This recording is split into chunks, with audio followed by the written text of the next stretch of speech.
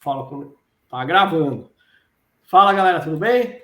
Aqui é GA. Eu estou aqui com o Geraldo e com o Luiz Gaspar, que é o nosso especialista em long range, né? Como é que fala isso daí? De sniper a longa distância, né? Isso. Isso aqui a gente usa esse termo tiro de longa distância também, ou tiro de precisão também. Eu gosto do termo tiro de longa distância mesmo. Legal. Gaspar, fala um pouco sobre você, quem você escreveu o livro, o que você faz, Beleza. Fala aí. Bacana demais. Primeiro, né, cara, quero agradecer demais a oportunidade de estar aqui trocando ideia aqui com vocês. Pô, pessoal que a gente acompanha daqui de longe, né, do outro lado aqui do nosso continente, né, cara, e estar aqui trocando ideia com vocês aqui é bacana demais. Então, já agradeço de cara a oportunidade aí, um canal que eu acompanho já há um tempo aí. Não sou muito fã de redes sociais, né, mas estou sempre acompanhando alguma coisa aqui nesse mundo nosso da balística aqui. Então, é um prazer estar aqui participando com vocês aqui. Mas vamos lá, deixa eu me apresentar aqui um pouco, né? Meu nome é Luiz Gaspar, eu atualmente sou policial civil aqui no Distrito Federal, estou na instituição há 18 anos, agora estou completando agora, no mês de março de 2024, estou completando 18 anos na instituição. Desses 18 anos, aí, a maior parte deles foi dedicada à divisão de operações especiais, que é o nosso time tático aqui da Polícia Civil do DF, mas comecei trabalhando na atividade fim da polícia, que é uma polícia judiciária, né, atividade de investigação mesmo, então passei um tempo investigando crimes, fui para a divisão de operações especiais, passei bastante tempo lá, depois passei mais uns 2 anos na divisão de operações aéreas, fui para lá mexer com outra área, parte de mecânica de aeronaves, porque minha formação, né, eu sou engenheiro mecânico, formado aqui na Universidade de Brasília, então aproveitei a formação nessa área aí, só que um pouquinho de tempo depois fui convidado ali para assumir uma seção e atualmente eu estou na instituição, estou trabalhando na área de aquisição de equipamentos. Então, hoje não estou mais na área operacional, estou na área ali burocrática mesmo, mexendo com processos de aquisição, que aqui na nossa realidade é um negócio que dá trabalho para caramba mesmo, trabalhar com licitações e contratos com a administração, especialmente na área bélica, né? Esse meu conhecimento serviu para hoje estar contribuindo nos processos de aquisição de armamento, de munição, de proteções balísticas, de equipamentos em geral, tanto para a polícia toda, quanto especificamente ali na parte de equipamentos táticos mesmo, para a DOE, para a divisão de operações aéreas também. E nesse caminho, né, ao longo desses 18 anos, eu lá bem atrás, logo que eu entrei na DOE, eu já comecei a manifestar interesse, correr atrás, incomodar os outros lá, na parte de tiro de precisão. Lá a gente já tinha curso de formação dentro da DOE mesmo, e em 2009 eu fiz o meu primeiro curso na área de tiro de precisão. Aí, já comecei a abrir os olhos, assim, uns 2 anos depois fiz meu curso de tiro de precisão no COT também, na Polícia Federal, que hoje é o maior difusor de doutrina na área de tiro de precisão aqui no país, né? Então, ali eu aprofundei muito meus estudos nessa área. Eu sempre fui estudioso com as coisas, ia juntando, comprava livro, anotação, ia juntando coisa. Sou instrutor de armamento e tiro da nossa academia de polícia, né, Escola Superior de Polícia Civil, desde 2008, que atuo lá especialmente na parte de armamento e tiro. Então, essas coisas foram se juntando, daqui a pouco comecei a dar instrução na área de tiro de precisão também. E aí, o pessoal foi perguntando, eu estudando para caramba, procurando livros, eu falo inglês já com uma boa fluência já há bastante tempo. E aí comecei a comprar livro gringo, entrava lá na Amazon, pedia os livros, porque aqui no país a gente não tinha muita coisa nessa área, né? E lia em inglês, anotava, dava instrução, fui juntando material.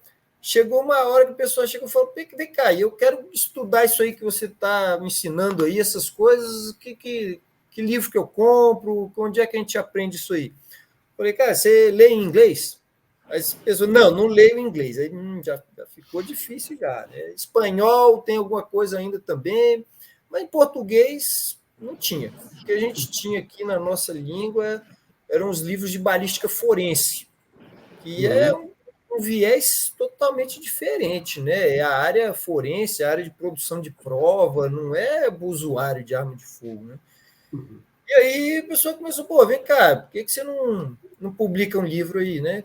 Com essa carga aí, esse conhecimento, publicar um livro. Eu falei, cara, publicar livro, cara, que negócio completamente fora da nossa realidade como operador ali, tático, né? Eu falei, pô, isso aí não sei muito não, né?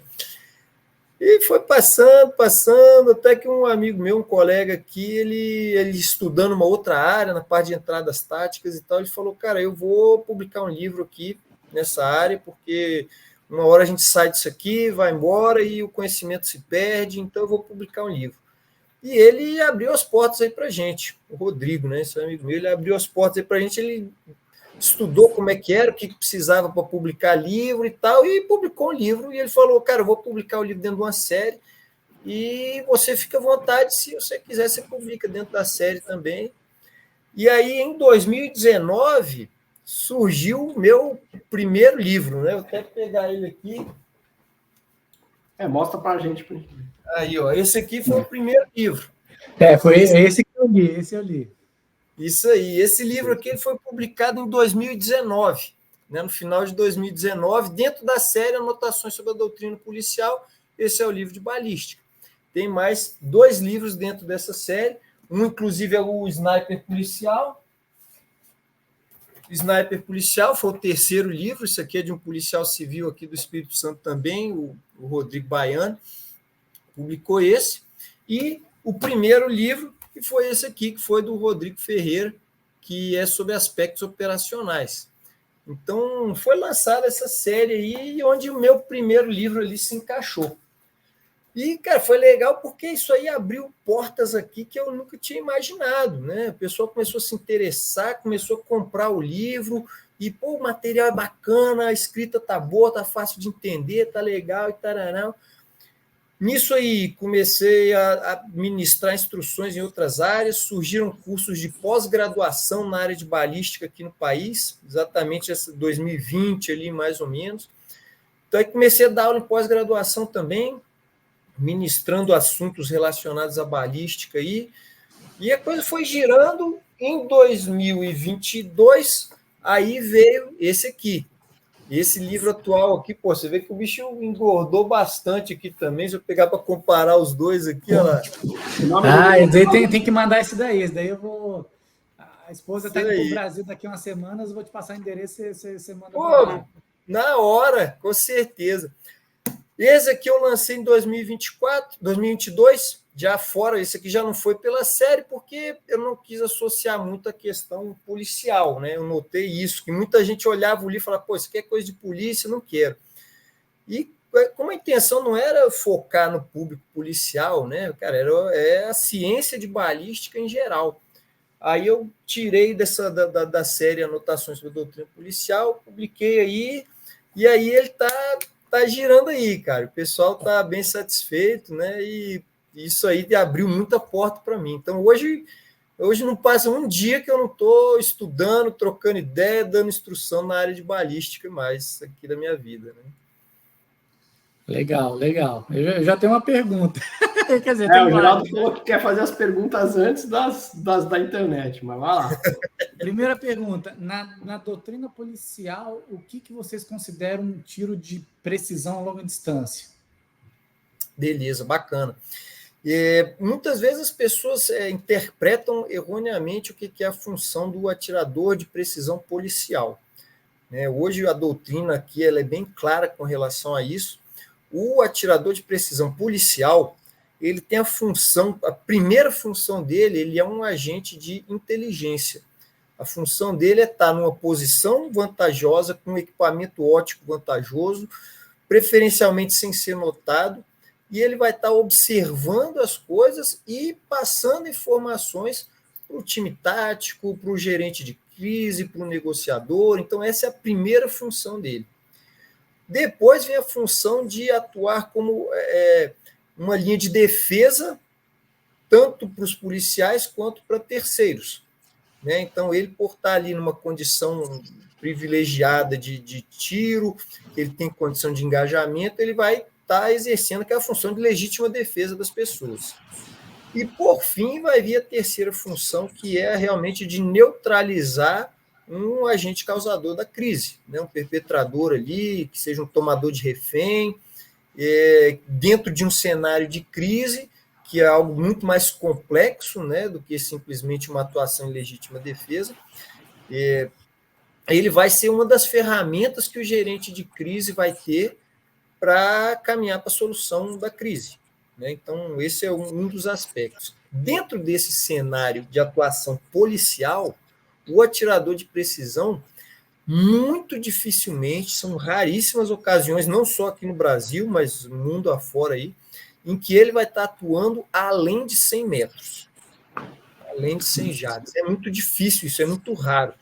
Por quê? Primeiro, porque cenários urbanos, em geral, não são distâncias grandes, né? Vamos dar assim um exemplo. Se o cara a crise é numa casa, ele vai estar tentando estar na casa da frente mesmo, atravessando a rua. Se eu puder ficar 20, 30 metros, é ali que vai ser mesmo, né? Desde que esteja protegido, esteja em condição de exercer a função ali. Então, geralmente, a distância é curta. Curta assim, né? Para o que é o tiro de precisão, né? Então, são distâncias mais curtas ali, que permitem ao atirador fazer um tiro extremamente preciso para causar uma incapacitação imediata, né? Em que você não vai vai machucar e o perpetrador ainda ter tempo de ação para matar um refém, alguma coisa assim. É uma incapacitação imediata que é o objetivo, né, numa situação dessas. Nada impede dele atuar em distâncias maiores, mas isso dificulta muito o trabalho dele, diminui o índice, né, de acerto ali, então, preferencialmente, vai ser distância curta mesmo. Tá.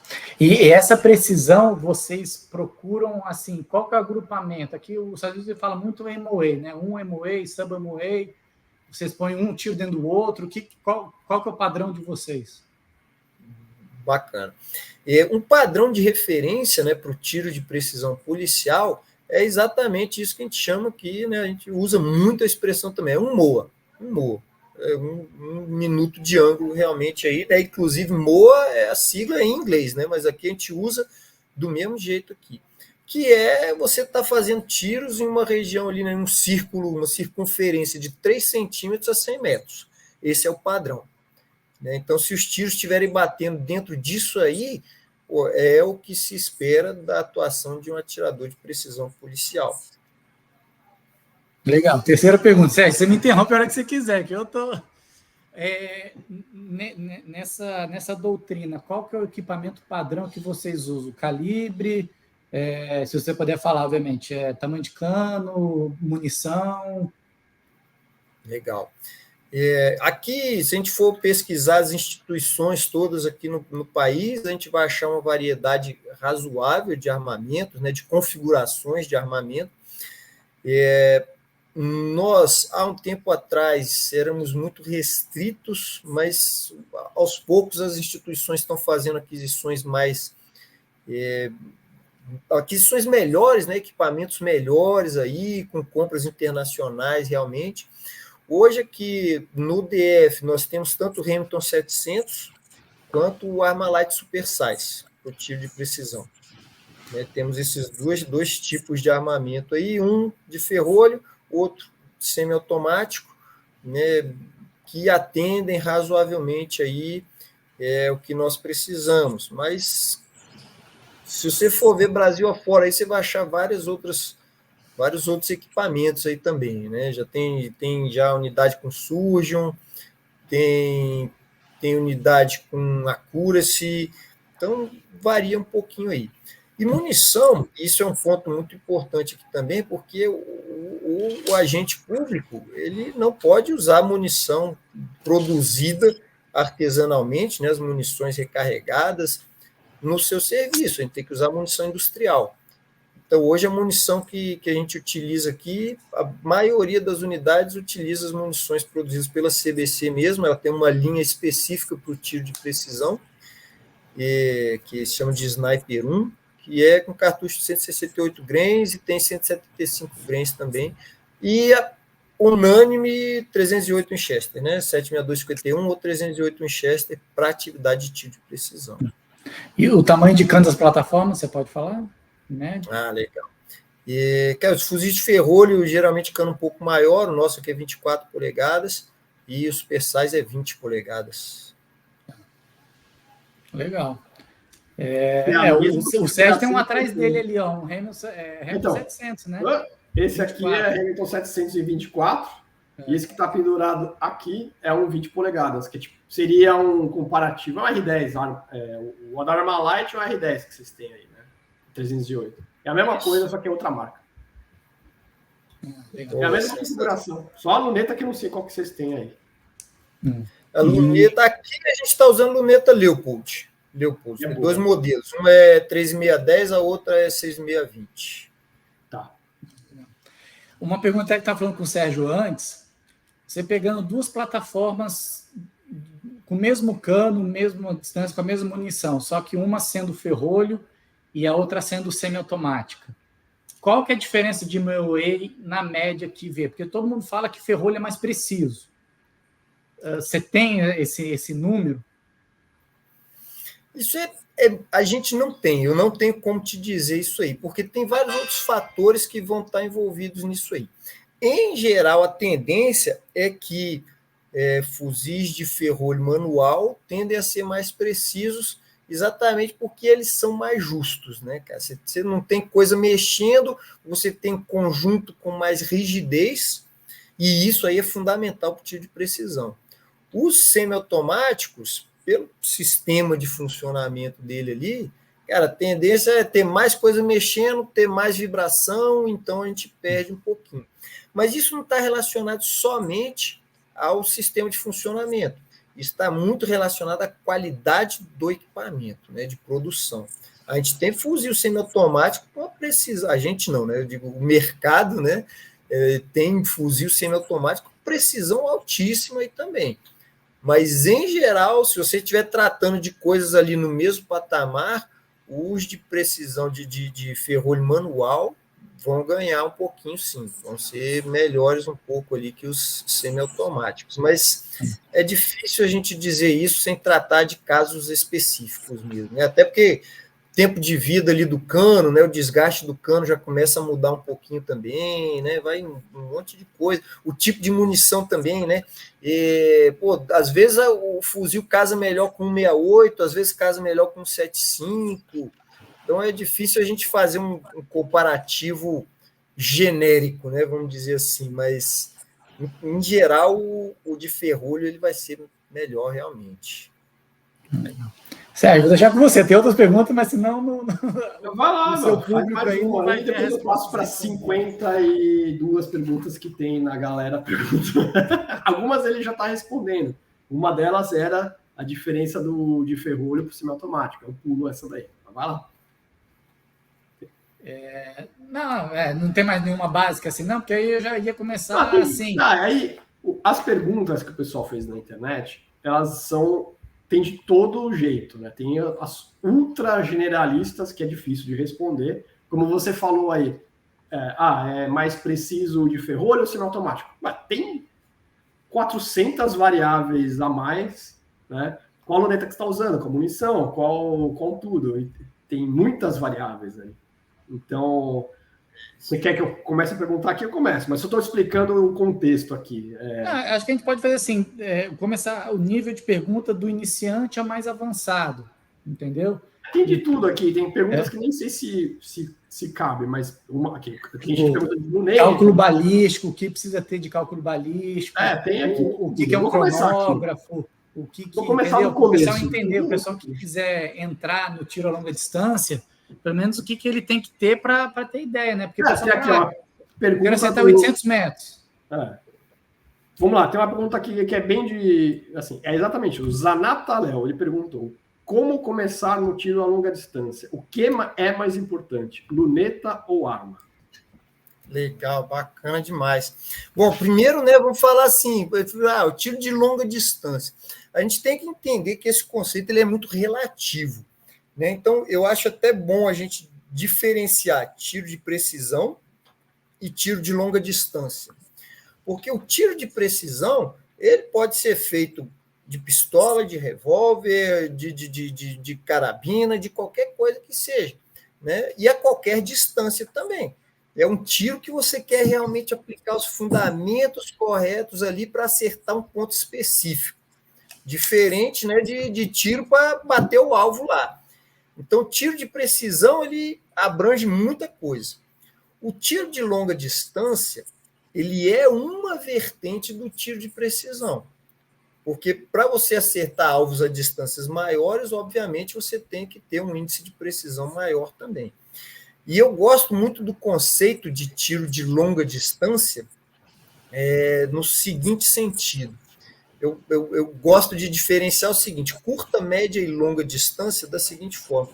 Distância curta é aquela que eu não vou nem me preocupar com o aparelho de pontaria, vou botar a arma e vou dar, né? Que é aquele tiro de distância mais curta, que a minha habilidade já me faz acertar o alvo. Tem a ver com distância, tem a ver com tamanho de alvo. Distância média já é aquela distância que você tem que aplicar os fundamentos, né? Fazer um bom enquadramento de aparelho de pontaria, botou no centro do alvo, aplicou os fundamentos, vai bater alvo, legal, ok. Distância longa é a distância que a gente precisa, além disso, fazer compensação. Porque a gente já está, né, falando de uma distância em que a minha trajetória já tem uma curvatura mais acentuada. E que se eu fizer visada de centro, vai bater abaixo. Então, para longa distância, eu tenho que entender de curva balística, eu tenho que entender de compensação. Então, o tiro de longa distância é uma vertente de tiro de precisão que envolve esses fundamentos e que é o que torna a coisa divertida realmente, né? Então, eu imagino que a pergunta é para esse tiro de longa distância. E esse conceito, ele também é subjetivo. Porque a gente pode praticar tudo isso, esses fundamentos todos de tiro de longa distância, com 22 LR, com 223 Hamilton, com 338 Lapua Magnum, 6,5 Creedmoor, 50 BMG, com todos eles. Só que a distância vai mudar muito, né? Então, dar tiro a 200 metros com 22 LR já é uma coisa que exige um bom conhecimento. E de, 300 metros de 5,56 é botar no centro e dar, que vai bater muito perto disso ali ainda. Então, é um conceito muito subjetivo. Mas aqui no Brasil, especialmente, né, cara, que é difícil comprar arma, é difícil comprar munição. Pô, se o cara fizer uma compra errada ali, já era, meu irmão. Se deu mal, porque tá amarrado aquilo ali. Muita gente pergunta isso, né? Como é que eu começo o tiro de precisão, né? O tiro de longa distância? Cara, se você não quer investir muito, dá para você comprar um bom conjunto no calibre 22 LR, que você não vai gastar muito com armamento, você não vai precisar de uma luneta tão cara, porque o armamento tem recuo baixo, então uma luneta mais barata ali vai bancar. E a munição é barata, né? De 22 LR aqui é relativamente barata. Mas eu já adianto logo também, cara, você vai querer, se você fizer isso, você vai gastar mais dinheiro, porque você vai querer comprar um 308 depois e vai gastar dinheiro, cara, não tem jeito. É uma atividade cara, né? Não tem como fugir disso, é uma atividade cara, porque, cara, a coisa é uma qualidade diferente, né? O cara que vai treinar pistola, ele vai para o stand, ele dá 50, 100 tiros. O tiro de precisão, o cara dá 5, 10 tiros. E isso ali já valeu para um treino violento já, muito bom no tiro de precisão. Mas, assim, aí voltando para a parte prática da coisa mesmo, né? Se você comprar um bom armamento no 22 LR, de ferrolho ali mesmo, a luneta, a variedade é muito grande. Mas dependendo do que você quer fazer, se o cara quer fazer tiro de uma distância específica, se quer caçar, se quer fazer tiro de distâncias variadas, o valor vai variando também. E as características da luneta são muito importantes para que ele escolha um equipamento que vai atender aquilo que ele quer. Que às vezes vai pagar muito caro num negócio que tem mais recurso que ele precisa e não vai usar, ou então vai pagar barato num negócio que vai deixar a desejar. E aí, na hora que ele for para o stand, ele não vai se divertir. É o meu caso na minha configuração do R10. O R10 de 16 polegadas, eu tô com a luneta 5/25. Só que eu não, por causa que o cano é mais curto, não passa de 500, 600 metros. E a luneta é muito mais avançada. Isso aconteceu lá. E pegando esse gancho de luneta, explica para o pessoal a diferença do primeiro e segundo plano focal. Legal. É uma característica, né, que passa batido direto, as pessoas nem se tocam nisso. É uma informaçãozinha que no meio da salada de número e letra ali da especificação da luneta, o pessoal nem vê. Então, geralmente, quando você olha na especificação, tem lá, né, FFP, ou SFP, ou RFP, que é Rear Focal Plane, né? Então, essa é uma característica importante pra caramba se você quer ter um armamento para trabalhar distâncias diferentes. Às vezes o cara vai comprar ali e a gente usa muito o termo sistema de armas, né? Quando a gente fala sistema de arma, eu estou falando do conjunto. É arma, luneta e munição. Essas três características. O tiro de longa distância, o tiro de precisão, ele depende dessas três coisas. Não adianta, né? E óbvio que vai vir o usuário também, né? Mas não adianta você pegar um equipamento que ele vai ter falha em um desses aspectos. Um armamento bom pra caramba, com uma luneta boa pra caramba e munição ruim.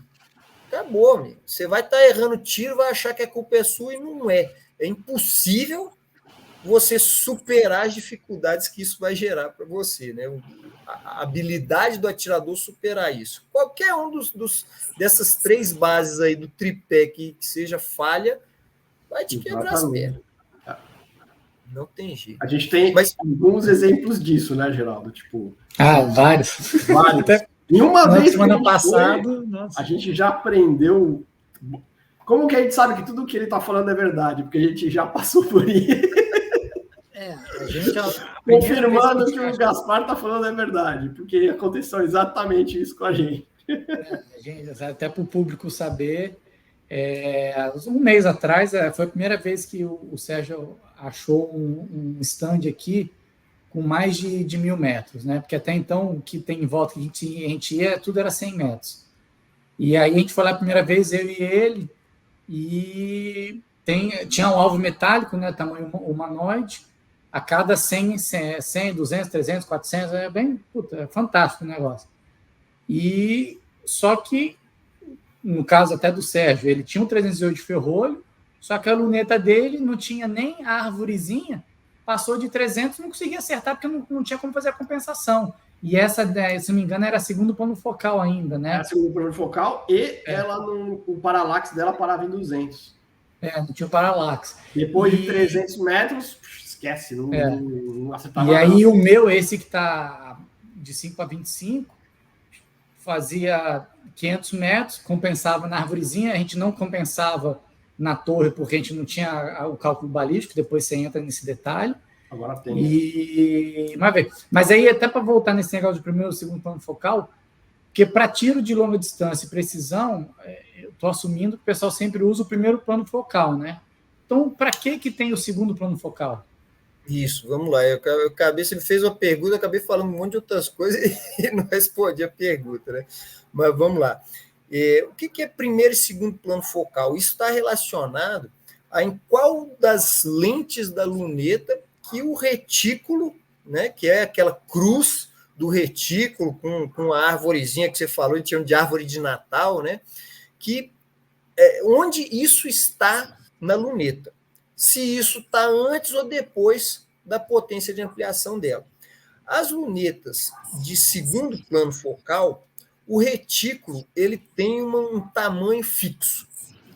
Então, e quando a gente muda a potência da luneta, e esse conceito só faz sentido para lunetas que têm potência variável, se a potência é fixa, isso é irrelevante, mas nas lunetas de segundo plano focal, o retículo ele não muda de dimensão. E aí, quando você muda a potência da luneta, você muda o tamanho da imagem. E o retículo fica estacionário. Ou seja, né, vamos para a de primeiro plano focal. A de primeiro plano focal, o desenho do retículo ele varia junto com o tamanho da imagem que você está vendo quando você varia a potência. Então, o que rola é que, quando você tem uma luneta com escala, que é essa arvorezinha de Natal, aqueles pontinhos, né, que são as lunetas que são chamadas de mil dot, qualquer luneta que possua escala, aquela escala ali, se ela for de primeiro plano focal, aquela escala vai variar junto com o tamanho da imagem, e aí, então, ela vai estar sempre valendo. Nas lunetas de segundo plano focal, a escala fica fixa e a imagem muda de tamanho. Né? No caso, para a gente olhar a tela ali, é como se fosse isso aqui. Né? Minha escala está fixa e minha imagem está mudando de tamanho. Então, o que acontece é que essa escala só vai ser válida para alguma coisa em uma única potência específica da luneta. Em geral, na maioria das lunetas, isso aí vai ser na potência máxima, que é a potência de leitura dela ali. Aí vamos dizer, então, se a sua luneta é de segundo plano focal e você está usando ela em outra potência, aquela escala ali, meu irmão, não serve para nada. Para você usar ela, você vai ter que ficar fazendo regra de 3. Então, não adianta. Se você vacilou e está na potência errada e tenta fazer compensação pelo retículo, você vai jogar munição fora, cara. Vai jogar munição fora. E nas de primeiro plano focal, você pode usar a potência que quiser, porque a escala vai estar válida sempre, porque ela mantém a mesma proporção com a imagem. Né? Tá, mas então, no uso prático, então por que o pessoal usa, quer dizer, fabrica ou vende o segundo plano focal? Beleza. Se você, por exemplo, for atirar com a sua luneta a uma distância única, por exemplo, o cara quer comprar o armamento, o sistema de arma todo ali para participar de uma determinada prova de tiro de precisão, que é uma distância específica. Nesse caso, você não precisa de primeiro plano focal, porque você vai regular seu armamento para aquela distância.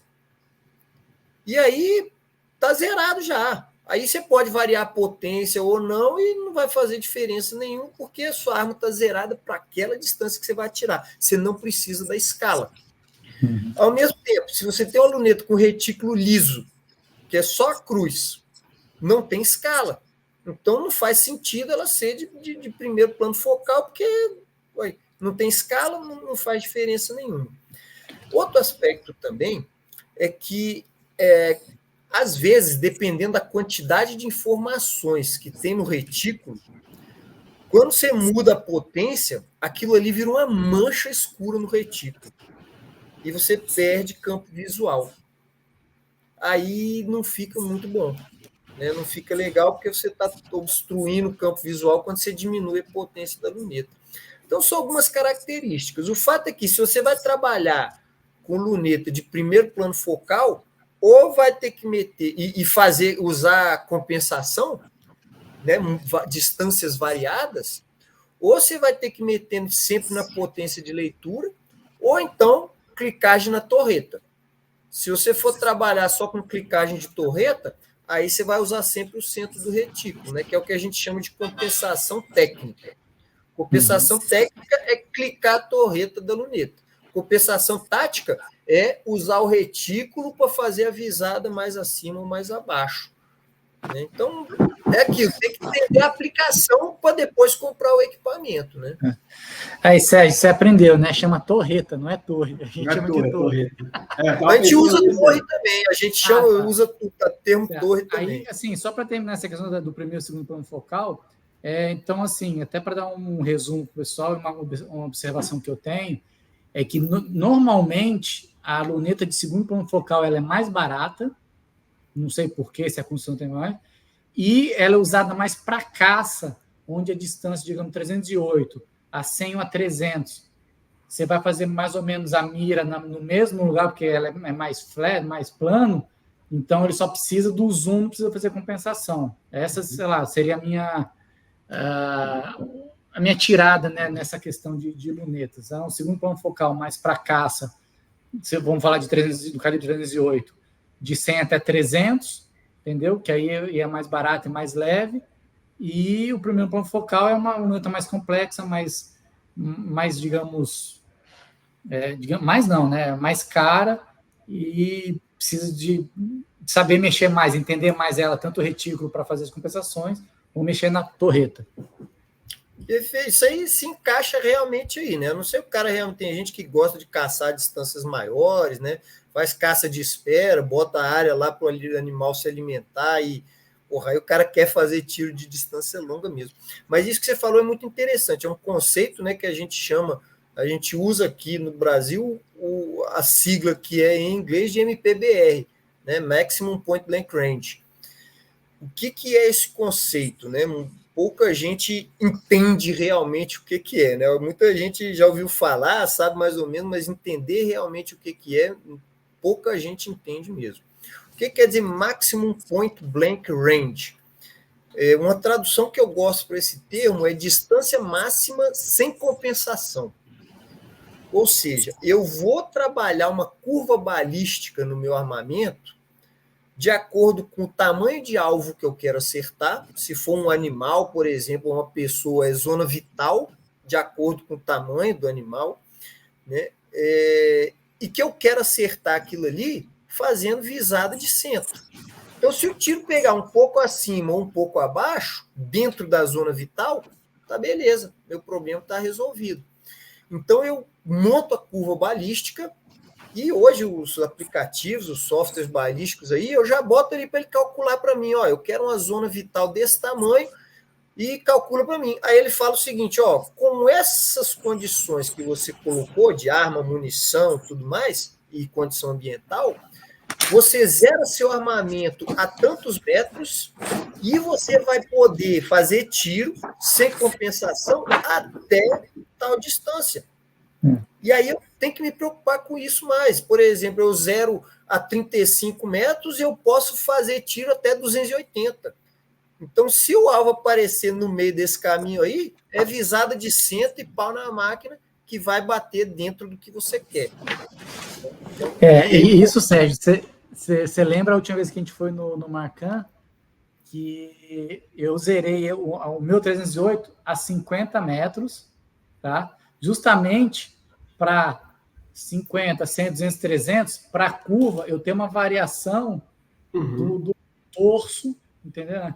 Aí eu até mostrar aqui, mas não sei se vai dar para mostrar, a tabela do cálculo balístico.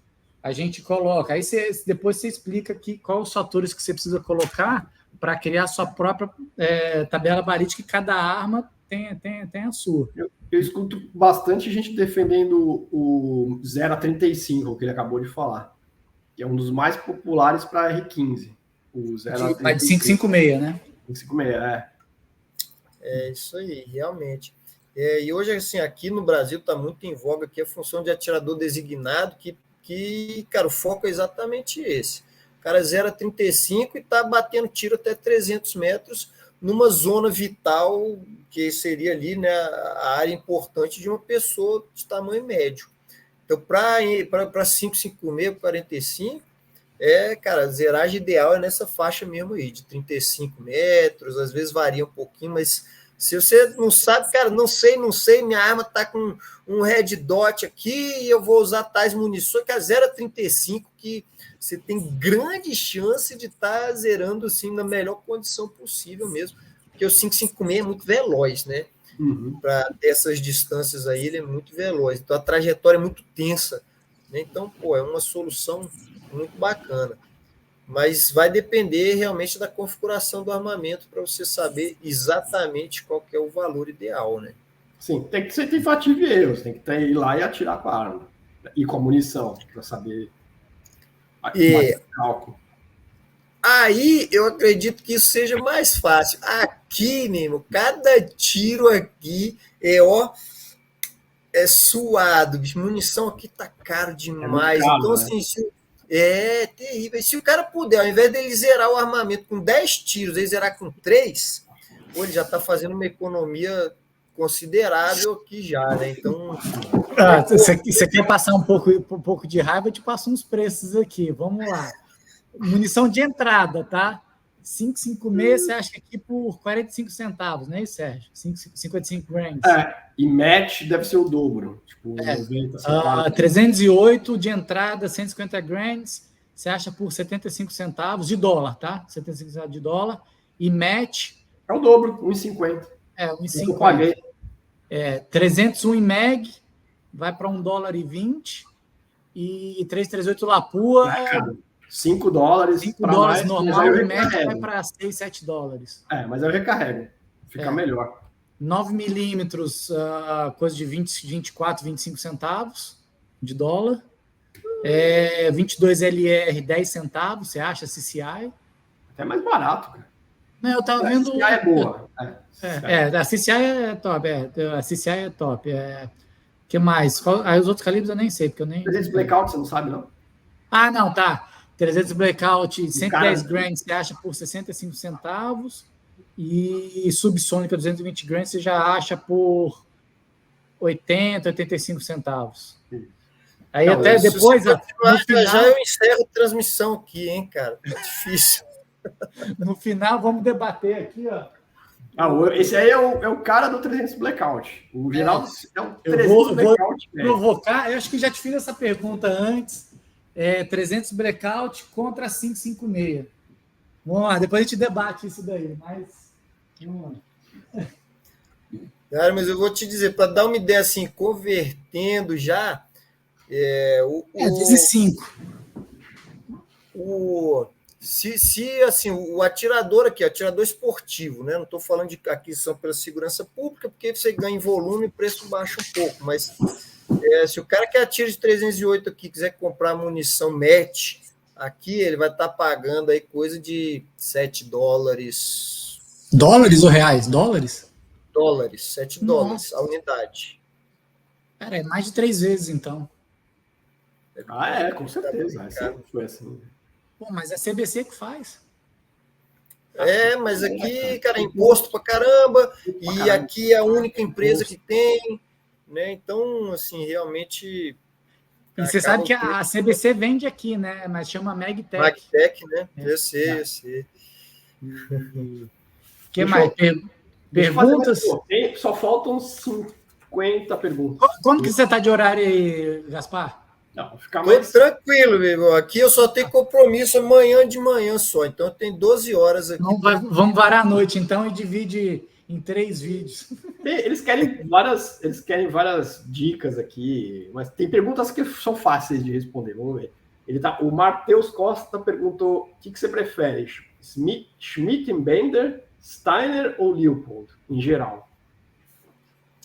Cara, a maioria das vezes que alguém me faz uma pergunta nesse universo nosso aqui de balística, a primeira coisa que eu falo, depende. Depende de para que você quer. Exatamente. Para que é o armamento. Então, assim, para uso, vamos dizer, o cara quer usar para uso tático. Para uso tático, ali o Leupold já é uma luneta que banca já, né? Agora, Schmidt & Bender já é uma marca superior, que a parte de relojoaria dela ali, ela já é mais refinada, né? São 3 mais, era Leupold, Schmidt & Bender e qualquer outra. Perguntou de Steiner. São 3 marcas que, sim, tá bem, você tá bem. Agora, mas eu não tenho limitação de verba e, vamos dizer, características similares ali de potência, objetiva, né, clicagem, tudo isso similar.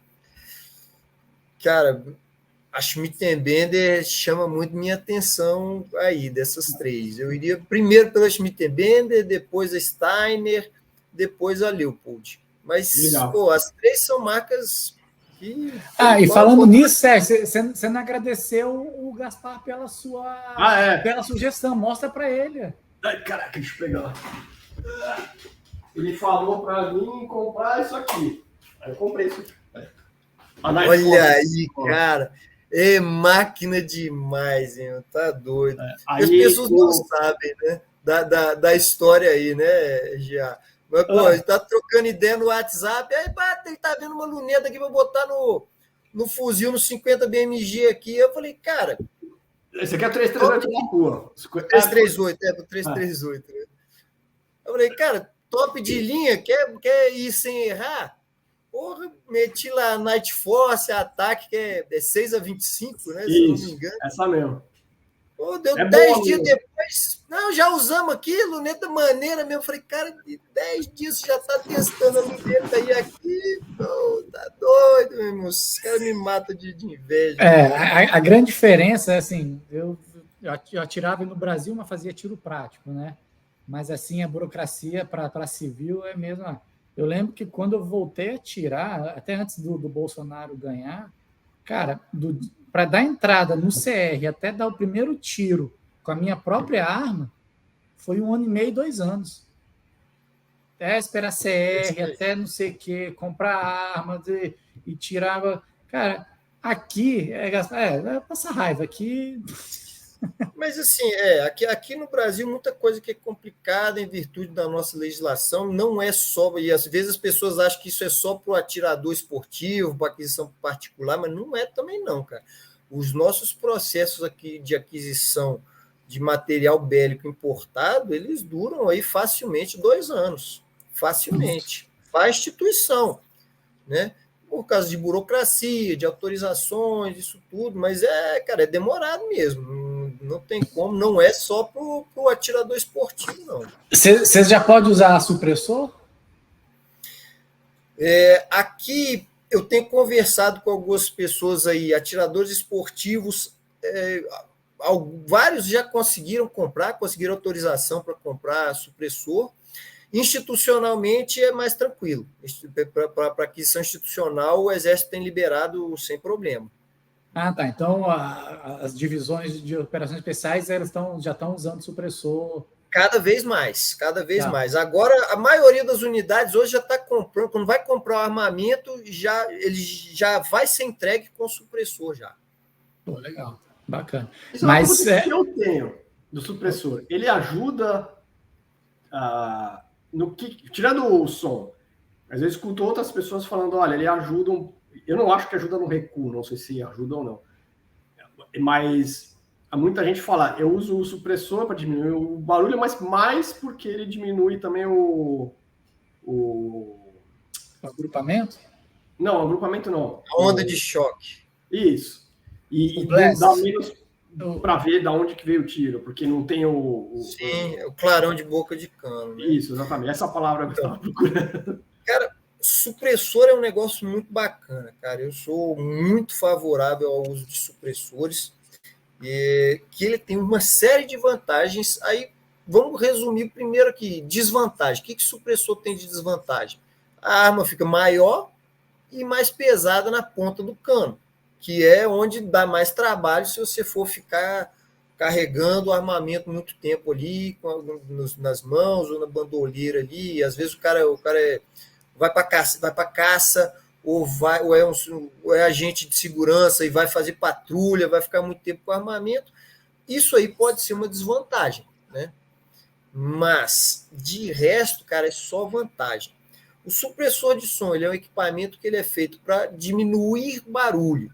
Só que como que ele faz isso? A diminuição o barulho do tiro, a maior parte do barulho do tiro é o barulho dos gases sendo lançados pela boca do cano a uma velocidade muito alta.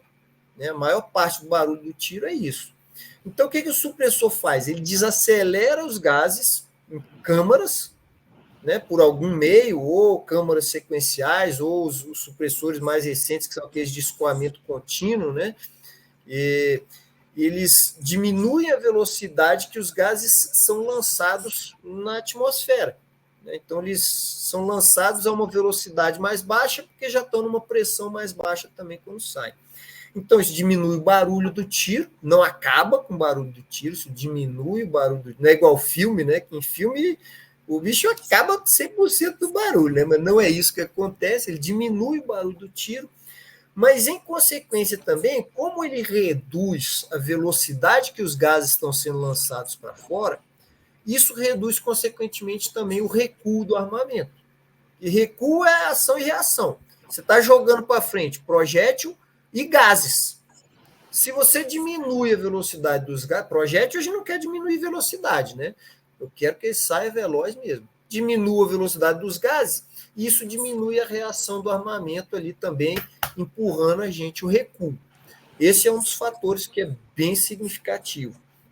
Ele diminui também clarão de boca de cano pela mesma razão, porque os gases vão continuar queimando no interior do supressor, e aí quando sai pela boca do cano, já a assinatura visual ali já diminuiu muito, se não realmente acabar por completa combustão dos gases ali.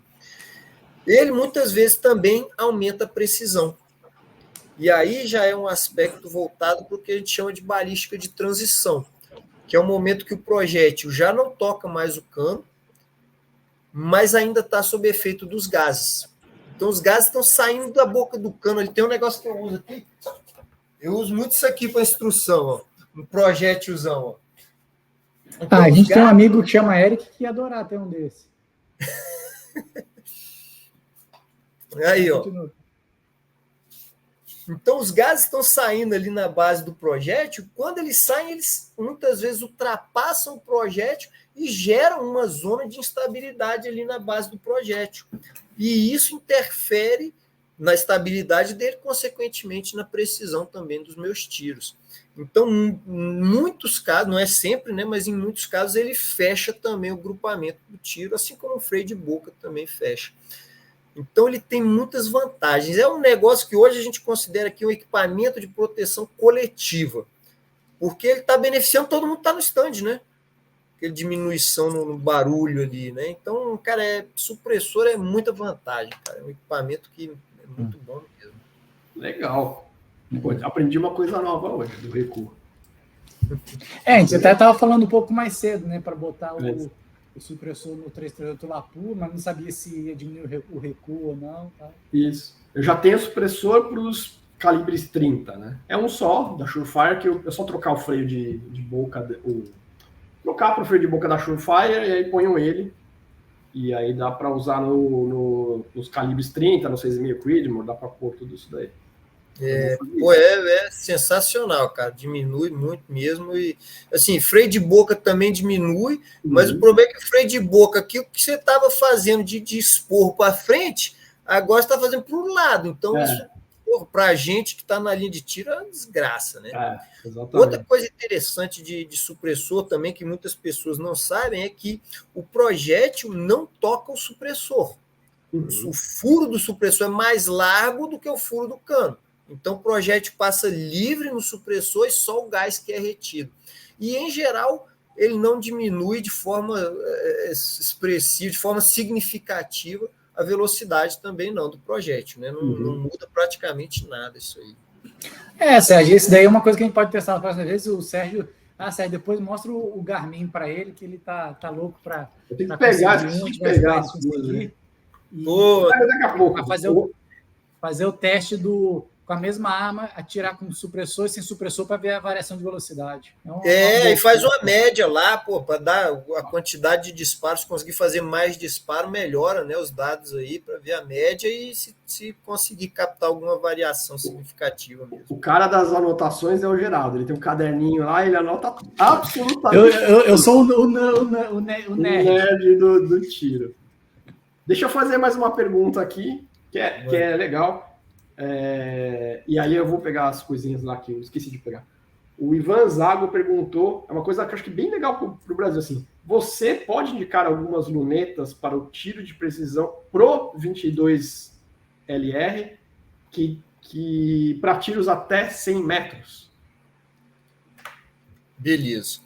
Para 22LR até 100 metros, a gente já tem alguma variação já de queda, né? De curvatura balística ali, já tem. 22LR é um projétil muito lento e muito leve, né? Relativamente lento e leve. Então, ele já tem alguma variação ali. Mas as principais características que a gente vai ter que ver para a luneta são, primeiro delas, né? Óbvio, a principal é qualidade de luneta. Então, é procurar marcas que sejam marcas, no mínimo, ali, razoáveis, porque, como é um calibre de recuo baixo, não precisa ser aquela luneta, né, monstruosa ali que aguenta porrada de 338 ali, não precisa. Então, tem que ser uma marca de luneta que seja razoável ali, de intermediária para boa. Aqui no Brasil, a gente já encontra aí algumas lunetas boas aqui no mercado, só que é claro que é caro, né? Trazer de fora acaba sendo mais barato. Se for marca desconhecida, não vale a pena. Você vai gastar dinheiro à toa. Você vai comprar uma luneta ali que eu mesmo outro dia mexi com uma lá que eu falei, cara, a luneta tem umas coisas, né, umas características nela ali que parece que o cara olhou na internet como era e saiu montando uma luneta, isso um monte de cagada. Porra, e aí não dá. Então, assim, querer comprar muito barata, cara, já não, você pode jogar dinheiro fora. Mas o que a gente tem que ver de característica? Então, isso, uma marca legal que tenha qualidade razoável ali, né? Em geral, os fabricantes, inclusive, já indicam até que calibre que você pode usar aquela luneta ali. Mas 22 é de entrada, então dificilmente, a não ser que seja para carabina de pressão, para airsoft, né? Esquece. Para tiro ou arma de fogo. Verificar a potência da luneta. Para tiro até 100 metros, a gente não precisa de muita potência. Você está trabalhando com 6 vezes de potência, 8 vezes de potência. Para 100 metros, cara, 10 vezes de potência já é mais que o suficiente. Né? Você não precisa de uma luneta de 20 aumentos para dar tiro a 100 metros. Não faz muito sentido isso, não. É desnecessário. É claro que quanto maior a potência, maior o custo também, né? Aí então você vai ver a potência. Se for potência variável, potência fixa, para 100 metros não precisa também ter potência variável também, não. Uma luneta de 6, 8 vezes ali já vai estar resolvendo o seu problema relativamente bem. Se for variável, você vai ter mais ferramenta. Depois vem outra característica ali, que é diâmetro do objetivo. Então, a maioria das vezes que a gente vê uma luneta, ela vem com essas duas informações, o nome dela, né? Potência e diâmetro do objetivo. Potência é o primeiro número, se tiver tracinho, né? 3,5 a 10. Quer dizer que a potência varia de 3,5 a 10. Aí tem um xizinho e outro número. Esse outro número depois do xizinho é o diâmetro da objetiva, que é a lente que está voltada para o alvo, né? A lente anterior ali da luneta. Isso aí está relacionado à quantidade de luz que vai entrar na luneta. Então, se você pretende usar aquela luneta para tirar de dia só, para ir para o stand, né, dar tiro esportivo ali, o lazer e tal, que vai ser só de dia, não precisa de um diâmetro objetivo grande, porque isso encarece também o produto. Agora, se você quer usar à noite, vai caçar à noite, né, vai fazer alguma atividade que vai ter redução de luz, aí você começa a ter que se preocupar em pegar objetivas maiores. Senão, isso vai ser irrelevante também. Outra questão é o tipo de retículo, como a gente já falou, né? O tipo de retículo é importante. Se você quer trabalhar compensação tática, compensação no retículo ali, você precisa de um retículo com escala. Aí vem as mesmas considerações que a gente já falou de primeiro e segundo plano focal também. E outra característica é o sistema de clicagem. Se a luneta clica em miliradiano, se clica em moa, se é polegadas a 100 jardas, se é centímetro a 100 metros. E aí você tem que entender já de medida angular para saber clicar o seu equipamento, né? Fazer regulagem, fazer compensação, aí já é mais... Aí já está no nível avançado, né? Intermediário, porque isso daí nem eu sei fazer. Eu faço a compensação na árvore, né, na compensação tática, tanto para compensar para vento e como para queda. Mas a pergunta, pegando essa deixa da luneta, tem uma, não vou falar regra básica, assim, mas uma ideia tipo assim, quanto X para qual distância ideal? Tem alguma coisa assim, tipo, para 800 metros, sei lá, 2 vezes, assim, vezes 2, então 16X, né? Tem alguma coisa assim, a cada 100 metros, tantos X a mais? Existe alguma coisa nesse sentido? Para a pessoa, quando quiser comprar luneta, falar, eu não vou passar de 500 metros, então 500 metros até tal magnificação me atende? Beleza. Pô, a pergunta é pertinente pra caramba. E mais uma vez, né? Depende. Depende. Mas vamos pensar assim, né? A potência da luneta, ela vai te dar a possibilidade de você enxergar melhor o que é que está lá na frente. Então, às vezes, para dar tiro em silhueta metálica, você já tem uma referência boa o suficiente ali, mesmo com lunetas de potências baixas. Agora, quando a gente quer, por exemplo, aferir a luneta, cara, aí eu quero ver aquele retículo perfeitamente no centro do alvo ali. Então, depende muito isso aí. Mas, vamos lá, uma regra assim, se for pegar, por exemplo, luneta de 10 vezes de potência para dar tiro a 1.000 metros, já começa a ficar devendo um pouco. Eu digo, de qualidade visual. Mas tem outro fator relacionado a isso aí, que quanto maior a potência da luneta, menor o seu campo visual. Óbvio, né? Pô, você tem aquele espaço ali que você vai estar olhando, você aumentou a potência, você vê um campo visual menor. Então, às vezes, quando você quer dar muita potência, você perde capacidade de compensação tática. Porque você bate no fim da escala e aí você tem que diminuir a potência para continuar usando a escala. Então, é um jogo que você tem que trabalhar ali, né? E aí, mas vamos ver assim, do ponto de vista prático ali. Para dar tiro a 100 metros, como eu falei, 6 vezes, 8 vezes de potência, vai resolver a maioria das aplicações. Você quer fazer tiro ali 500, 600 metros, aí você já vai ter que estar de 10 a 14. Você quer chegar a 800 mil metros, cara, é interessante que você use potências um pouquinho maiores, já podendo chegar a 20 vezes aí de potência. Mas, cara, entenda que isso aí não é algo essencial. Eu tenho colegas aí que o cara tava com luneta de 10 vezes de potência batendo tiro a 1.000 metros. Então, dá para fazer? Dá. A qualidade da luneta vai interferir muito, né? Vai interferir muito. Por que a luneta ela não varia, por exemplo, de 1 a 20 de potência? Porque o sistema óptico dela, quando essa variação de potência é muito grande, ela começa a distorcer as bordas da imagem. E aí você só tem imagem nítida no centro. E aí também não é legal. O fabricante não quer fazer uma luneta que a imagem vai ficar ruim dentro do campo visual. Então acaba que limita, né? São várias coisas para considerar aí, né? Mas assim, com luneta de 10 vezes dá para fazer tiro a 1.000 metros? Dá. Dá sim, com certeza. Né? Você tocou no ponto que eu estava discutindo com você, Geraldo, eu acho. Ou você, o Eric, eu não lembro.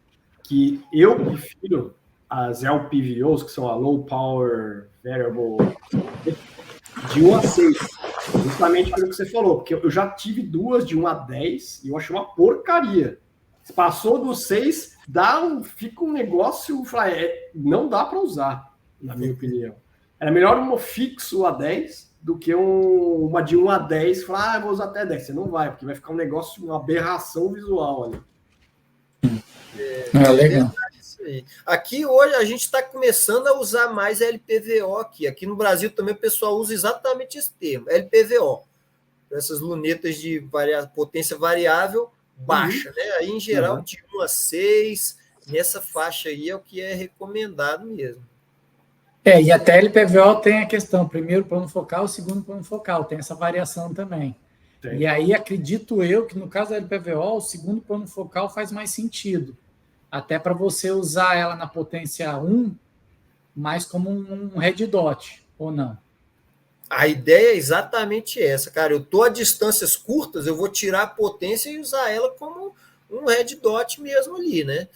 E aí eu preciso de um ponto central bem nítido ali para achar rápido, né? E aí eu ganho em velocidade, sendo que eu estou numa distância menor, né? Mas, mais uma vez, depende da aplicação.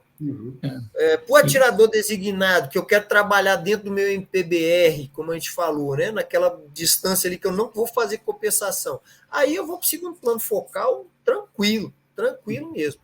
Agora, às vezes o cara quer trabalhar compensação também. Né? Se eu quero um retículo com escala para fazer compensação, primeiro plano focal.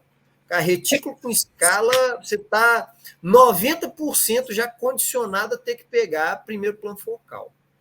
Não, e não sei se vocês repararam, quando começou essa, vamos dizer, mercado ou moda do LPVO, sei lá, 3 anos atrás, tudo, as de primeiro plano focal tinha justamente esse problema que o DOT era muito pequeno. Você pega as novas, eles já mudaram, eles têm quando você dá o zoom todo, ele tem um círculo grandão e o retículo no meio lá, porque quando você reduz, o grandão vira o seu red dot. Mas mudou de pouco tempo para cá, porque as primeiras que saíram não tinha isso daí. Então, acho que a própria indústria se tocou nessa questão. Isso é um ponto muito importante mesmo que você falou. Né? Hoje a tendência é um pontinho bem pequeno no centro, bem detalhado, e um círculo maior fora, que é clássico, que, por exemplo, a EOTech tem, né? Muitos estão usando isso hoje por isso. Se você, por exemplo, pega um ponto, um red dot ali, ou uma luneta mesmo ali, um LPVO, que tem um ponto central grande, às vezes, cara, quando você bota ela no alvo ali, ela some o alvo. Você sabe que o alvo está atrás dela, mas você não está vendo, aí fica difícil centralizar. Aí também não fica legal. Né?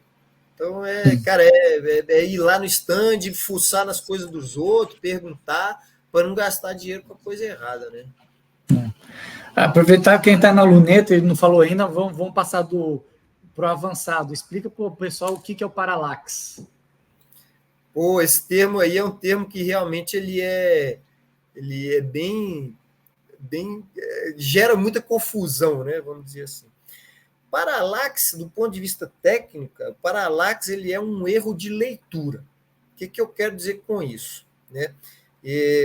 Imagina o seguinte, que eu estou olhando um mostrador, né? Uma escala e um indicador nessa escala. Né? Deixa eu pegar aqui a referência aqui do meu livro aqui, e eu vou botar um mostrador aqui na escala. Por exemplo, aqui eu estou vendo o meu dedo está no S agora aqui, ó, de balística. Né? Eu estou indicando o S. Isso aqui, para quem está olhando da câmera, como a gente está fazendo, ele está indicando o S. Mas se eu mantiver tudo aqui e mudar o ângulo que a pessoa está vendo, mudou para o A agora lá no final.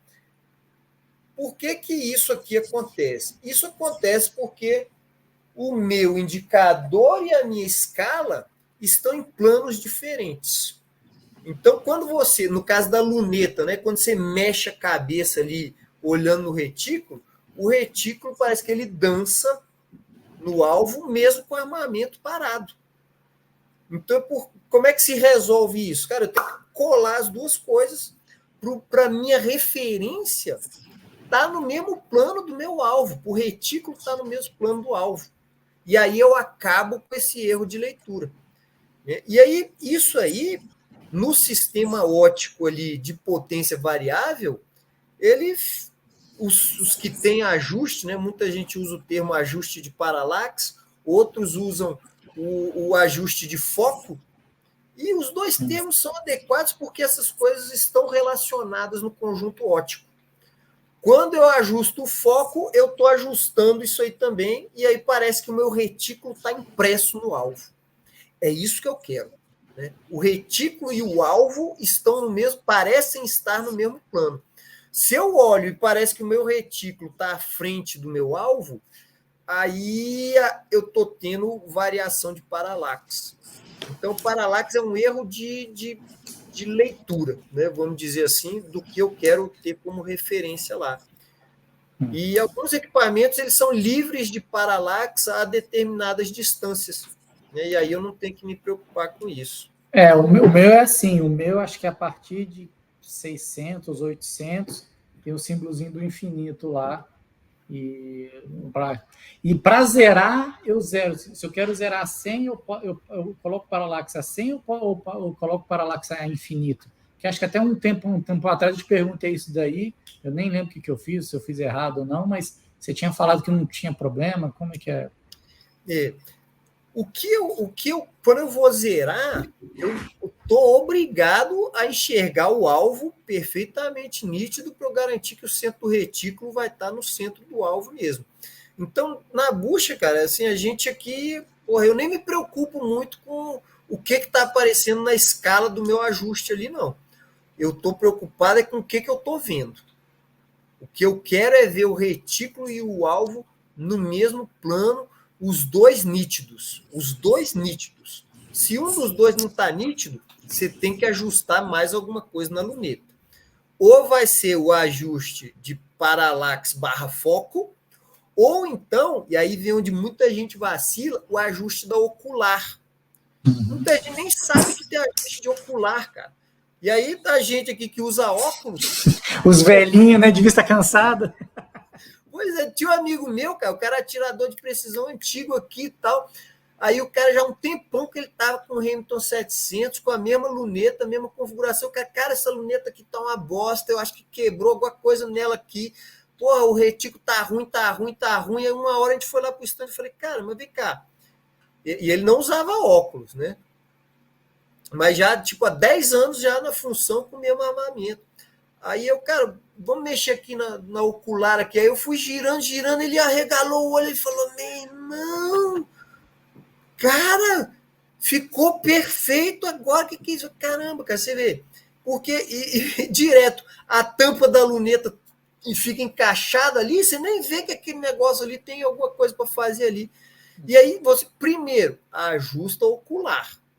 Quando você ajusta o ocular, eu posso até retirar o óculos, porque eu estou corrigindo o meu defeito de olho, né? Vamos dizer assim, né? E aí depois eu vou trabalhar no foco. Isso aí é importante pra caramba, cara. E quando você ajusta o ocular, quer dizer o quê? Você tem que enxergar o retículo nítido, né? Não é o alvo, é o retículo, né? Isso então, aí. a ideia é botar no fundo branco, né? Tem distância, ou é perto, é longe? O que você recomenda? Exatamente essa recomendação de botar um fundo branco é exatamente para eu ignorar o que eu estou vendo pela luneta lá e focar só no retículo, né? A ideia é exatamente isso. Então, para o ajuste de ocular, eu posso pegar uma folha de papel branco e botar um palmo ali da luneta ali e pronto. E vou ajustar só retículo. Aí, beleza. O retículo está nítido, ajustei o ocular. Agora eu vou trabalhar no foco / paralaxe ali. Aí tem a ver com a distância do alvo. Aí não tem como fugir disso. Eu só vou mostrar para a galera o ocular que ele está falando, e aí você me corrige se estiver falando besteira. É essa peça aqui atrás, né? Você gira ela para a esquerda e para a direita. Olha lá, vocês vão ver que ela... que em inglês eles chamam de diopter. Isso aqui. E o paralaxe que ele está falando depende da arma. Esse daqui ajusta aqui, do lado. Tem alguns que ajustam aqui. Perfeito, cara. Isso aí. Excelente. Sérgio, lê mais uma pergunta aí, vamos ver. Tem duas perguntas, e aí a gente pode entrar na parte que você me falou, mostra o Garmin, não sei o quê. Tem gente falando quais são os equipamentos, além... Tem umas 3, 4 perguntas, na verdade. Além da luneta e do fuzil, e óbvio, da munição, quais são os outros equipamentos que você precisa, tipo o bipod, sei lá, essas coisas. Mas equipamentos para fazer tiro a longa distância. Aí vou mostrar os que eu tenho, e aí você pode falar se é isso mesmo, se está errado ou se precisa mudar. Até bom, consultoria de graça.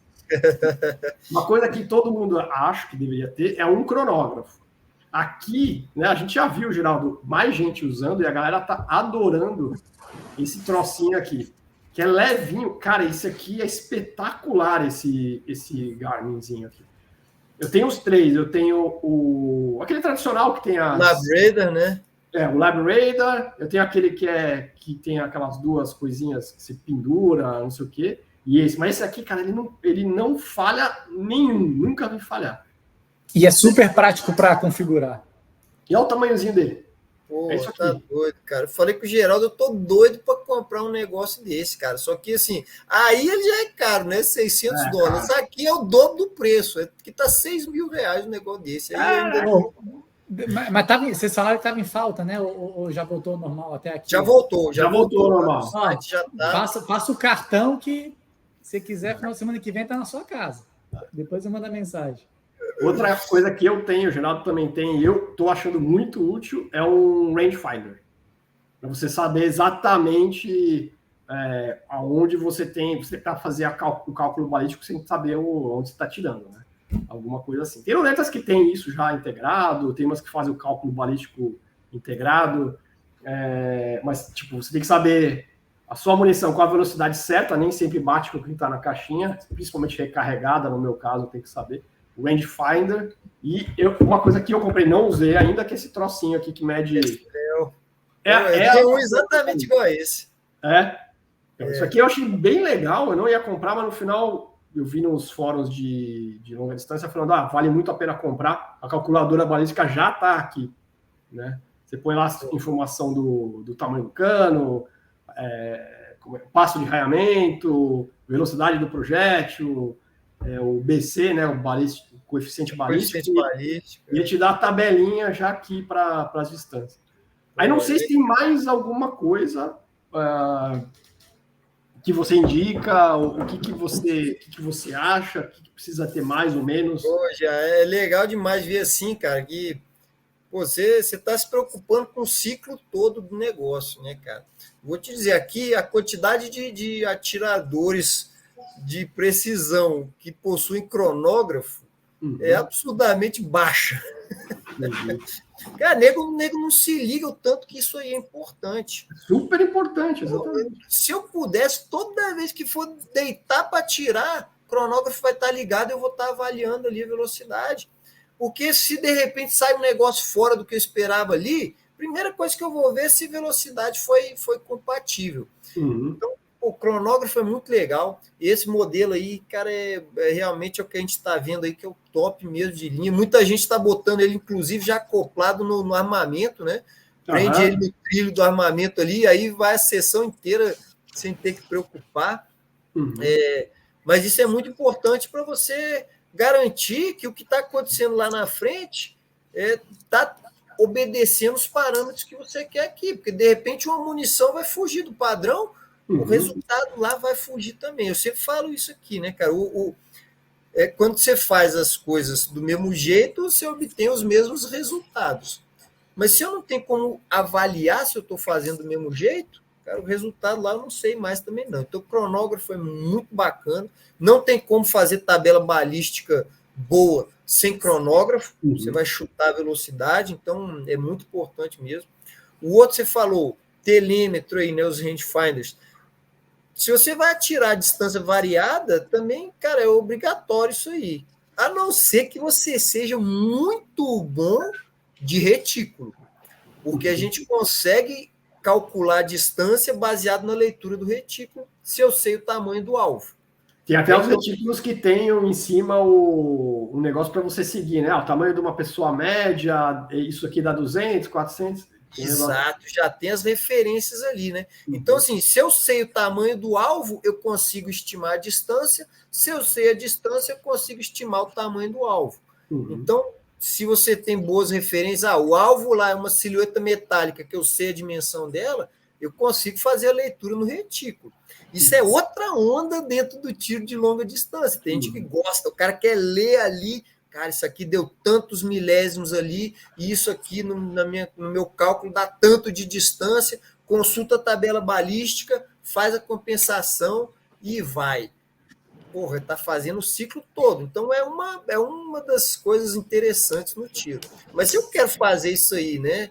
Pô, não quero desperdiçar munição, quero bater alvo no primeiro tiro, o telêmetro é fundamental, cara. É muito bacana mesmo. Você bater o olho, ele já te dá a distância. Eu olho a tabela balística, faço a compensação e pau na máquina e vai bater centro de alvo lá também. Então é muito importante.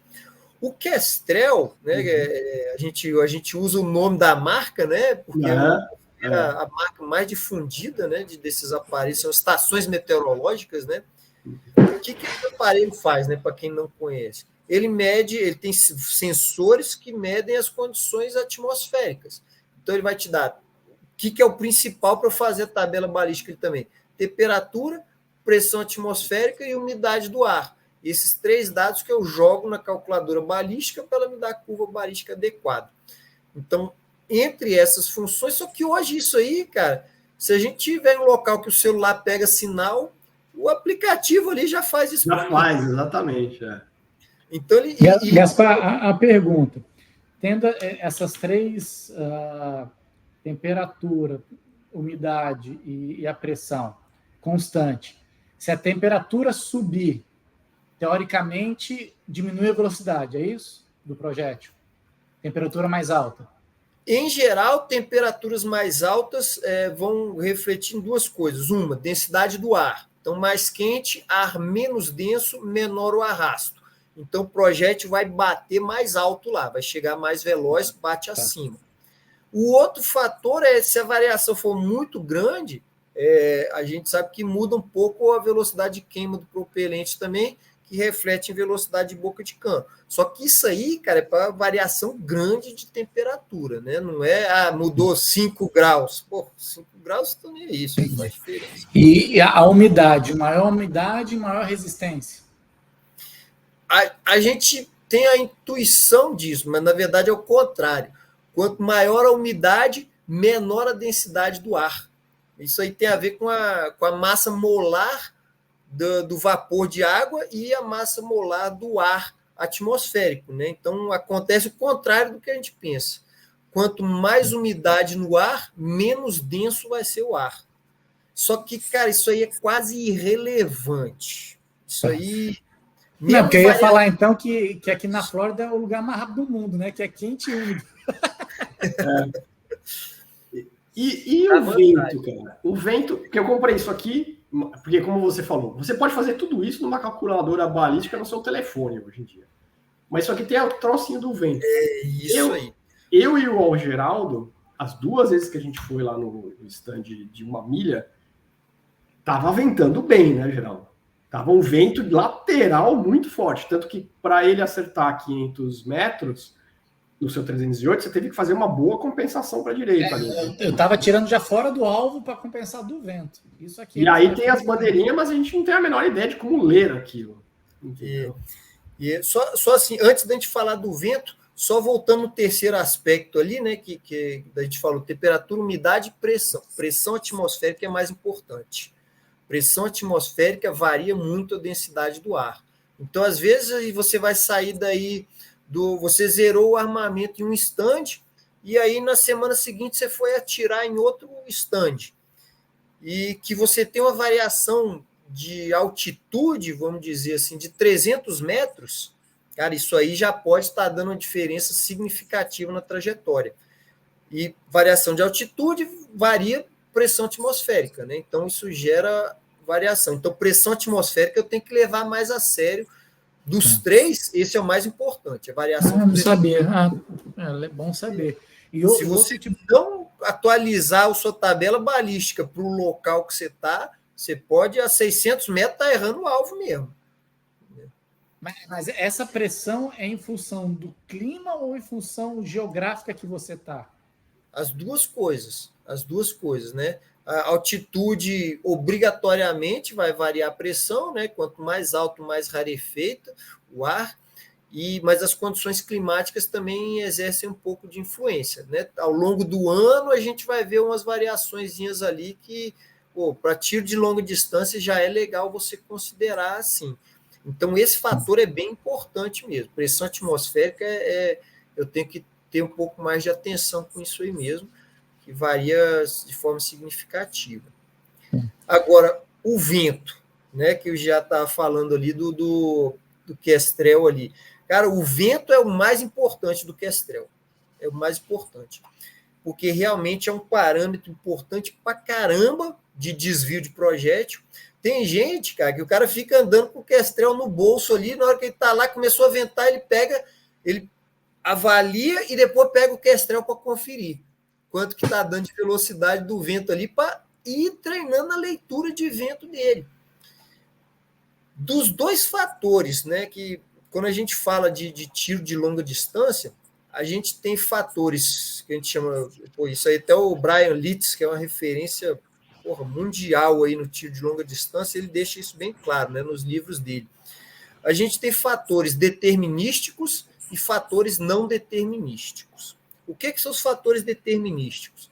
São aqueles que eu boto na calculadora e o programa vai me dar o resultado e aquilo ali vai acontecer daquele jeito, naquela intensidade. Os fatores não determinísticos são aqueles que eu não consigo garantir que vai acontecer daquele jeito. E os dois mais importantes são, primeiro, velocidade de boca de cano, porque ela vai variar um pouco de acordo com a qualidade da munição, né? Então, por isso o cronógrafo é importante. Se você tiver uma dispersão máxima de velocidade ali baixa, você melhora muito sua qualidade. Agora, por exemplo, se você tiver uma dispersão de velocidade de boca de cano grande, vamos falar coisa aí da ordem de 40 pés por segundo, aliás, 40 metros por segundo, vou falar em metros por segundo, que vai dar aí 120 pés por segundo, mais ou menos. É muita coisa. É muita coisa, mas isso está dentro dos parâmetros de norma SAAME. Está dentro do parâmetro ainda. 120 pés de variação. Muita dispersão. Norma SAAME prevê que as a variação de velocidade ela pode ser mais ou menos 90 pés por segundo da média. Então, cara, mais ou menos 90 pés por segundo. Então, isso dá mais de 180 de extremos, né? É muita coisa. Para tiro de precisão, isso é absurdo. Né? Mas vamos tratar aí de coisa de. Vamos tratar de 100 pés por segundo de variação aí. Cara, se eu pegar a munição nossa MET aqui, às vezes chega em variação dessa ordem aí. Caraca, né? Não, aqui nunca vi isso. É isso que eu tô. Aqui a gente não vê isso. Nem munição básica de. Porque eu notei só no nosso último treino, eu notei só a média, não medi a variação, mas não era esse, não. Para mim, assim, a variação que eu vejo é 40, 50, 25. Vou pegar aqui. O ideal é estar fechando mesmo. O cara que faz a recarga dele, ele consegue baixar isso aí para 10 pés por segundo. Uma munição muito bem feita, né? Então, quando eu fecho isso aí, esse fator que é um fator não determinístico, eu também fecho o meu grupamento lá na frente. E isso aí, eu até consigo avaliar, só que eu só avalio depois que eu tirei. Né? Então, não tem como eu prever, o próximo tiro vai ser mais rápido, então eu vou botar um pouquinho mais baixo. O próximo vai ser mais... Não tem como a gente saber isso. Então, variação de velocidade de boca de cano é um fator não determinístico que, quanto mais eu fechar essa variação, melhor. Mas não tem como eu acabar com essa variação. A última vez que a gente foi, o 318 que a gente usou munição MET, a variação foi de 6 pés por segundo. Pô, tá bom pra caramba isso aí. A gente usou munição MET da Federal. Você tem o histórico da minha, que era munição barata? Deixa eu ver. Você consegue voltar? Deixa eu voltar aqui. A primeira daquele dia. Foi a 150 gramas de 75 centavos. Tá lerdo aqui o Garmin. Eu tenho que deletar aqui as coisas, cara. Tem muita coisa. O que você acha aí desse mesmo dia, a primeira sessão que a gente fez? Mas, 6 pés por segundo tá bom pra caramba para tiro de longa distância, tá muito bom mesmo de dispersão de velocidade. Mas esse é um fator que é não determinístico. Não tem como eu garantir quanto que vai sair a velocidade de boca de cano. O outro fator não determinístico mais importante é vento. Cara, e vento é difícil pra caramba. Porque vento é algo que varia ao longo do tempo e ao longo do espaço. Né? Daqui até o alvo, do atirador até o alvo, o vento não está necessariamente a mesma coisa. Então, cara, é muito difícil porque você tem que estimar o vento ao longo da trajetória.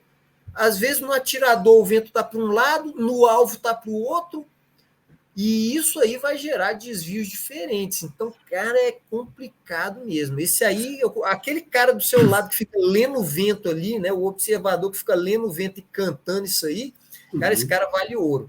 Ele vale ouro porque ele vai te ajudar muito a compensar vento. Tá. Nessa questão do vento... Standard Deviation é 10,4 pés por segundo. Daquela minha? Cara, né? Eu acho que não foi 6 tiros que você deu? 2.655. Então, eu acho que é 10. A munição de entrada de 308. Tá boa. Essa questão do vento, o que digamos, afeta menos? A velocidade ou um bom coeficiente balístico do projétil? Legal. Eu não diria nem que seria a velocidade do vento, porque quando tem vento, a gente tem que saber trabalhar com vento. Desculpa, a velocidade do projétil. Ah, beleza, entendi, beleza. Se é velocidade do projétil ou coeficiente balístico. Bacana. O que rola nisso aí, né? Nós temos, quando a gente tem um projétil muito veloz, né? Quanto mais veloz o projétil, menor o tempo de exposição dele. Exposição a quê? A tudo. A gravidade, vento, a tudo. Então, a gente tem menores desvios. Projéteis mais velozes vão ter menores desvios. Esse é um fator. O outro fator é coeficiente balístico. Coeficiente balístico é um parâmetro que me diz o quanto o projétil varia de velocidade ao longo da trajetória. É a capacidade do projétil manter velocidade ao longo da trajetória. Então, quando o coeficiente balístico é alto, o meu projétil vai chegar lá na frente com uma velocidade mais alta do que um projétil de coeficiente balístico mais baixo. Então, são duas coisas.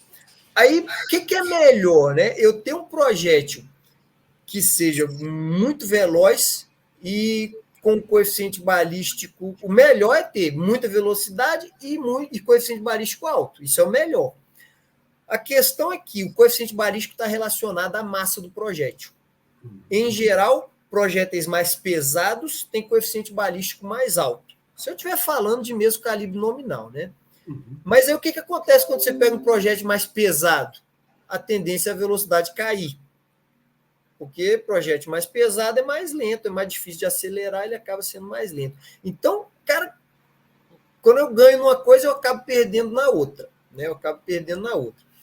Isso vai ter relação também com a minha distância do alvo.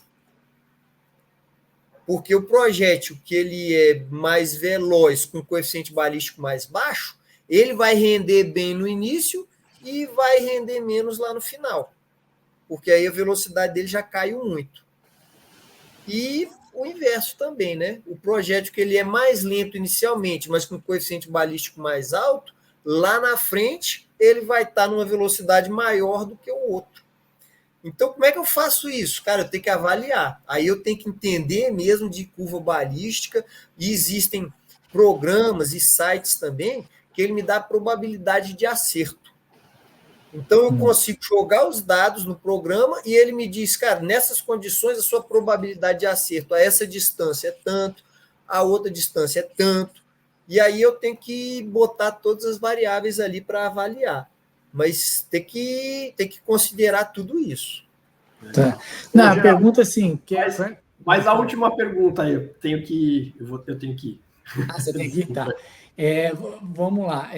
A grande questão não, quando a gente está atirando a longa distância, aí eu quero comprar um sistema para chegar nos 1000, porque eu já vi com o meu R10 de 16 polegadas, não vou chegar e essa probabilidade vai ser mínima.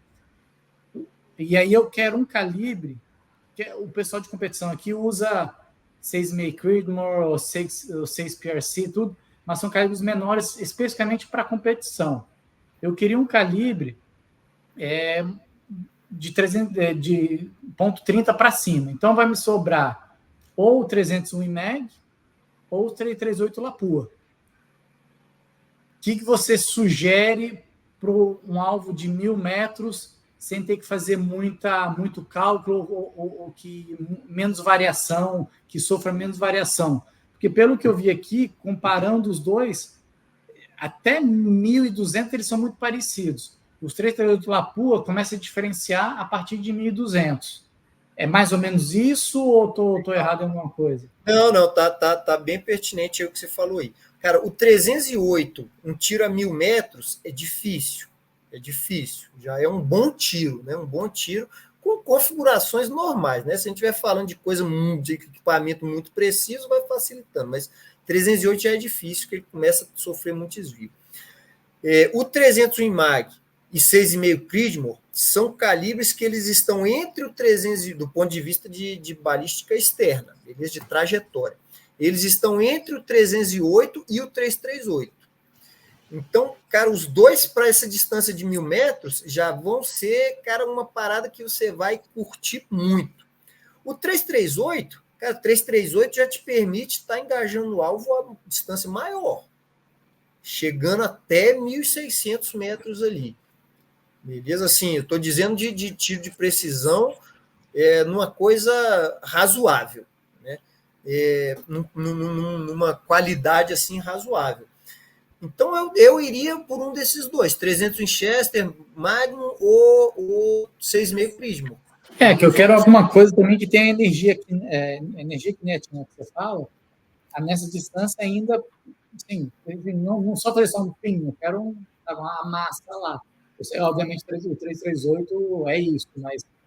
Então, aí é um outro fator que é importantíssimo, isso que você falou. Se o cara quer furar papel, eu vou trabalhar com velocidade muito alta e coeficiente balístico muito alto. Se o projétil é leve ou não, urubu, não tem problema. Agora, se eu quero bater doído lá na frente, quero bater forte lá, aí eu vou para o 338, 300 Winchester Magnum é pesado também, né? Então aí realmente eu tenho que ir para esses calibres mais pesados. Por isso que, forças militares, o cara vai do 308, ele vai para o 338 ou para o 50 BMG, né? Porque aí ele vai estar usando projéteis pesados, porque aí eu tenho a importância da balística terminal, né? Não é só furar papel, ele tem que bater lá na frente um projétil pesado para estragar, para caça, para dar tiro em gente, ele precisa bater forte lá na frente. Então tem que ser um projétil pesado mesmo, né? Agora, vocês vão procurar resultado aí nos Estados Unidos de competição de 1.000 jardas, os caras usam calibres mais leves. O calibre da vez agora do PRS de competição é o 6... Não é o Creedmoor, é 6 GT, 6... É 6 alguma coisa, mas não é o Creedmoor, é outro 6. Tem PRC, 6 PRC, acho que é 6 PRC, alguma coisa. Tem um monte de calibre. Não, olha, o Sérgio tem que ir, então, é isso? Tem que ir, cara. Não, beleza. A sua pergunta do 300 Blackout com comparação com os outros aí vai ficar para a próxima, então. Não, a gente tem que fazer uma parte 2, então. Aí a gente uma conversa boa, isso aí. É uma conversa boa. Sobrou só 45 perguntas para a gente. Vamos ver se a galera gostar. Vamos fazer a parte 2 aí, engajando. Mas, Gaspar, fala aí onde o pessoal pode te achar, divulga o seu livro. Se quiser divulgar dos colegas também do Rony, do Capitão Nogueira, faz o jabá para a galera também. Legal demais, bacana. Bom, cara, no meu Instagram ali é Luiz Gaspar 17, né? Luiz Gaspar 17. Quem quiser entrar em contato ali, pode mandar mensagem. Quem quiser comprar o livro, geralmente eu tenho comigo para enviar. Se não, o meu livro está no Clube de Autores também, que é um site lá, assim quanto na Amazon também, tem várias livrarias aí, é fácil de achar o meu livro. Mostra a capa de novo aí, mostra a capa de novo. Aí. Legal. É fácil de comprar também. Lá no Clube de Autores vai achar o livro do Rony também, Nunca Toque o Sino, que é um livro bacana pra caramba. Gente boa demais, casca grossa. O Capitão Nogueira também, companheiro de tirador de tiro lá em Brasília, de PSC. Tem o livro também. O livro do Rogério também é completão também, né? Falando sobre o método dele de treinamento ali, de tiro também, que é muito legal. Os livros estão tudo aqui atrás de mim na estante ali também, né? Mas não vamos nos alongar. Vamos deixar para a parte 2 aí. Vamos ver se o Sérgio vai fazer a parte 2. Galera, deixa o like, então, se vocês gostarem, para ter a parte 2. Faz os comentários. E é isso daí. Sérgio, eu agradeço demais aí. Isso aqui que a gente está fazendo aqui mesmo, tá conversando dessas coisas com os parceiros aí, para mim mesmo, é só falar que eu tô dentro aqui. Me amarro demais. Vamos deixar então o 300 Blackout versus o 556 para a próxima. Na próxima. Obrigado, Gaspar. Obrigado mesmo. Valeu demais. Abraço aí para vocês aí, meu irmão. Até mais. Boa noite, galera. Falou.